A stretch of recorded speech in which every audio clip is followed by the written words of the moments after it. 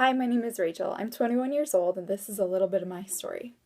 When I was 12 years old, I was diagnosed with a chronic pain disorder called RSD. This is when your nerves send the wrong signals to your brain, and it feels like you're on fire all the time. I had my RSD in my left leg, and it soon spread to my whole body. And this made me feel like I was losing control because I had no power over where the pain went and what was going on. I lost function of everything from my eyes down, and it was a very scary time. Eventually, I reached remission from my RSD, but while I was physically better, emotionally I still had a lot to deal with.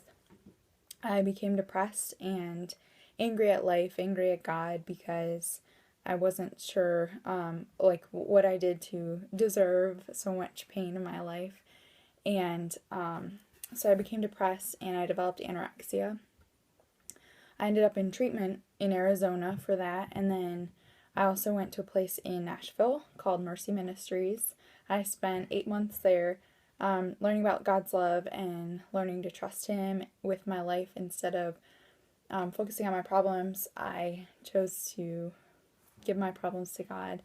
And after 8 months of being in the program, I graduated and I was free and happy and healthy. I was ready to celebrate being alive. And I went to a new college. The first day of school, I jumped into a pond as part of a campus activity, and my RSD returned. The pond was really shallow and I didn't realize it, so I kind of destroyed my leg. So I was on crutches and I went to the hospital for 14 weeks of treatment. At the end of the 14 weeks, they sent me home saying that there was nothing they could really do for me.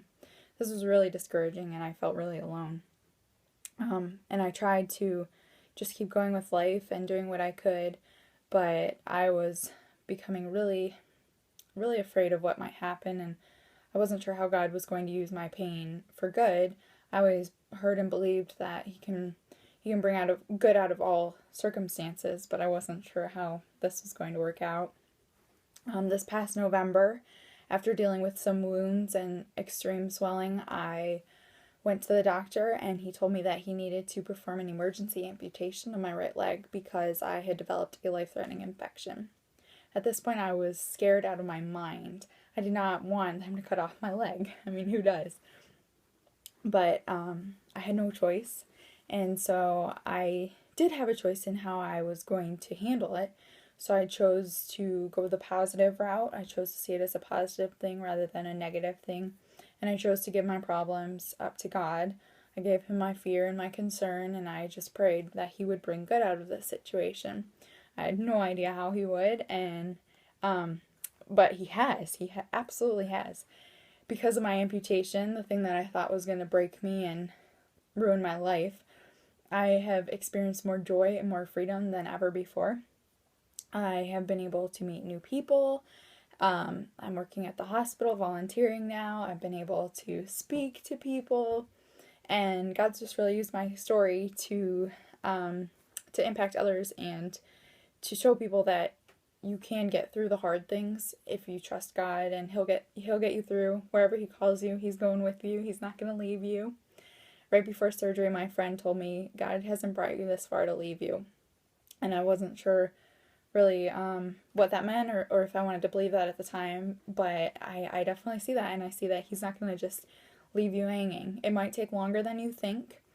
God's timing is rarely early but never late, so it may seem long in our timetable with whatever you're dealing with, but God's got a plan and God's going to hold you and He'll see you through. So even the darkest times can bring about the brightest amounts of light and healing and happiness.